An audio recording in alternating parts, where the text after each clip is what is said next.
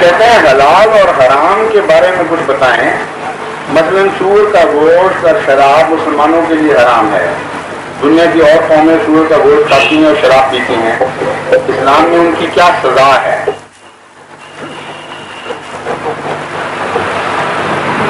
جو سزاؤں والا خیال ہے نا، یہ رجحان، یہ خامخواہ غلط رجحان پیدا کر دیا گیا ہے.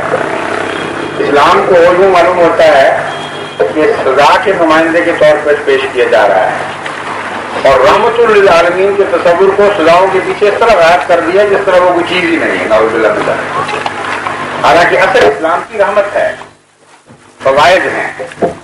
سزائیں تو بہت ہی مائنر چند گنتی کی ہیں، اور وہ بھی خاص حالات میں اور خاص سوسائٹی میں. تو کیونکہ سزاؤں کا ذکر آیا ہے، اس لیے میں آپ کو یہ بات بھی کھول کر روشن کر دوں اچھی طرح کہ اسلامی سزائیں غیر اسلامی سوسائٹی میں دی نہیں جا سکتی، خاص اس کا نام مسلمان ہے. یہ بھول جائیے، کوئی دنیا کی طاقت کتنی بڑی طاقت ہو جائے اس کے بس میں ہی نہیں ہے کہ اسلامی سزائیں غیر اسلامی معاشرے میں دے سکے. ایک چھوٹی سی مثال لے لیجیے.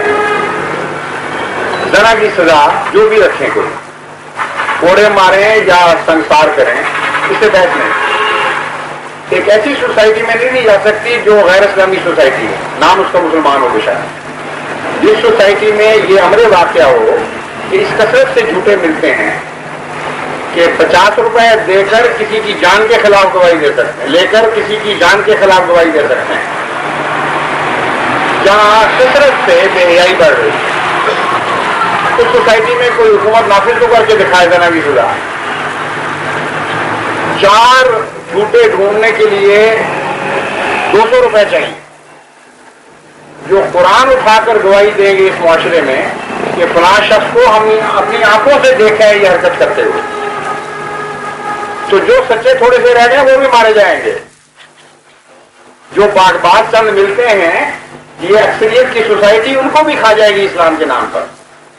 اس لیے کوئی طریق مجھے دکھا دیجئے کہ غیر اسلامی سوسائٹی میں اسلامی سزائیں نافذ ہو جائیں، ناممکن ہے. تو جو بات ہو ہی نہیں سکتی، وہاں یہ فکر کریں کہ اسلامی معاشرہ کیسے قائم کیا جائے. رحمت اور سزا کی بات تو بعد میں آئے. اب میں صرف فلسفے کے اوپر روشنی ڈالتا ہوں. 1 منٹ رہ گیا اسی کے اندر روشنی کرتا ہوں.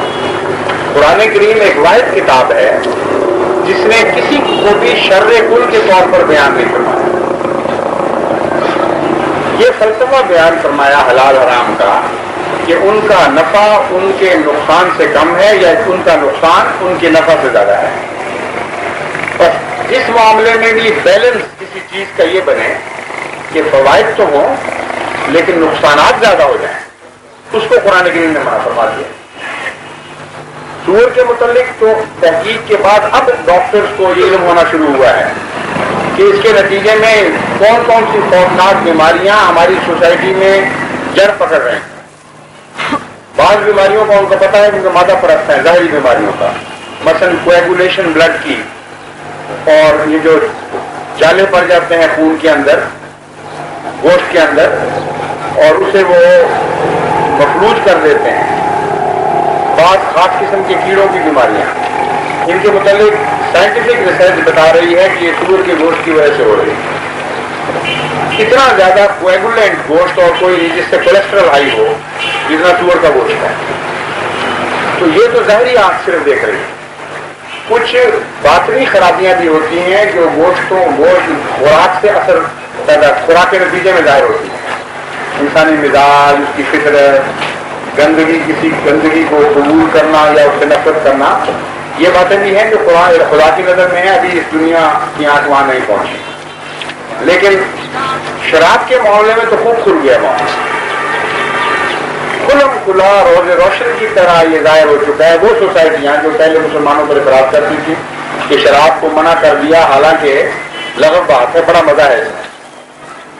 اب شراب کے خلاف حکومتیں موومنٹ چلا رہے ہیں.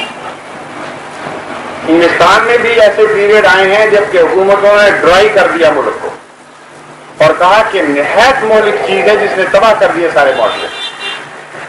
اور امریکہ میں بھی بعض اسٹیٹس نے اس کو اپنے ڈرائی کر دیا اور وہ شراب پینے کے لیے لوگ کسی دوسری اسٹیٹ میں جایا کرتے اور اب ان کے رسالے، ان کے اخبارات، ان کے موقعین وسیع پیمانے پر شراب کے خلاف مہم چلا رہے ہیں۔ تو اللہ تعالیٰ فرماتا ہے کہ جب میں کوئی چیز حرام کرتا ہوں تو یہ مراد نہیں ہے کہ اس میں فائدہ ہی کوئی دنیا کی چیز نہیں ہے جو فائدے سے خالی ہو۔ ہاں یہ ہم کہتے ہیں کہ ہماری نظر اس بات پر ہے کہ تمہارے معاشرے کے لیے، تمہاری بھلائی کے لیے بہت ایسی چیزیں ہیں جن میں فائدہ تو ہے لیکن نقصان زیادہ ہے، اور جہاں بھی نقصان زیادہ کا اصول ہے وہاں اللہ تعالیٰ نے حرام کرا دیا۔ یہ ہے فلسفہ حلال و حرام کا جو اسلام کا ہے، اور یہ اسلام کا امتیاز بھی ہے۔ دنیا کے کسی مذہب کی کتاب میں یہ حلال حرام کا فلسفہ پیش نہیں۔ اگر وہ غیر مذہب والے موجود ہیں تو بے شک تلاش کر کے دیکھ لیں، میں نے بہت مطالعہ کیا ہے۔ اشارتاً بھی اس عظیم الشان فلسفے کا کسی دیگر مذہب میں ذکر نہیں ملتا۔ بس یہ سوال جو ہے یہ تو اسلام کے مزید انسان کو قائل کرتا ہے، نہ کہ اسلام سے دور لے کے جاتا ہے۔ جیسا کہ یہ 2 بجے تک 1:30 بجے کی بجائے بات چلی تھی، آپ سب نے فرمایا تھا کہ 2 بجے تک چلتے ہیں، آگے بہت سے دلچسپ سوالات باقی ہیں، تو میں گزرتا رہتا ہوں یہاں سے انشاءاللہ۔ کبھی آئندہ آؤں گا تو یہ آپ سنبھال کے رکھنے سوال، علاوہ بھی اور اکٹھے ہو جائیں گے تو ہم انشاءاللہ ان کا جواب دیں گے۔